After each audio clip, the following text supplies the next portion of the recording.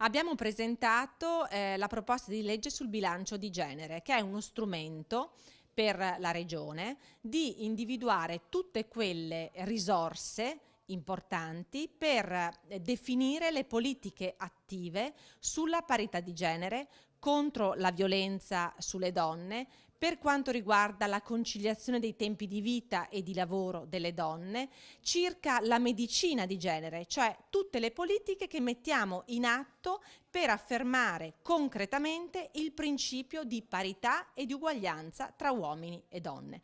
È evidente che non è semplice, questa proposta di legge si deve inquadrare in una più ampia legge cui stiamo lavorando, che è una legge quadro per la parità e contro le discriminazioni nei confronti delle donne. È una questione evidentemente anche culturale. La cultura, la formazione dei giovani, delle giovani a diciamo, sentirsi uguali e a rispettare l'altro in quanto diverso lo deve fare la politica e le istituzioni. Noi abbiamo presentato anche un'altra legge molto importante, che è la legge sulla doppia preferenza di genere, perché riteniamo che la qualità della nostra democrazia si misuri anche dalla presenza delle donne nelle istituzioni.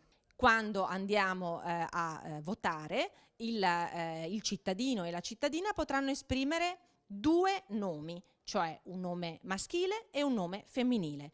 Tutte le leggi, compresa per esempio quella dei comuni, che prevedono la doppia preferenza di genere, hanno favorito l'ingresso delle donne nelle istituzioni. Perché è importante la presenza femminile nei consigli comunali, nei consigli regionali, in Parlamento? Perché la nostra presenza sensibilizza gli altri consiglieri, gli altri politici, in questo caso, di affrontare le tematiche a noi care. Una società evolve, migliora nel momento in cui dà la possibilità a tutti di raggiungere determinati livelli, di raggiungere determinate posizioni, di progredire nella propria carriera, di non dover rinunciare, per esempio, al proprio lavoro se si sceglie anche di diventare mamma. Ecco, io credo che il tema della conciliazione dei tempi di vita con quelli di lavoro, cioè come conciliare il nostro ruolo di madri con il nostro ruolo di lavoratrici, sia un tema purtroppo ancora non realizzato, ma è un tema su cui tutti insieme dobbiamo lavorare. Non c'è differenza, a mio avviso, tra destra e sinistra. È una questione che la politica tutta deve prendere in mano.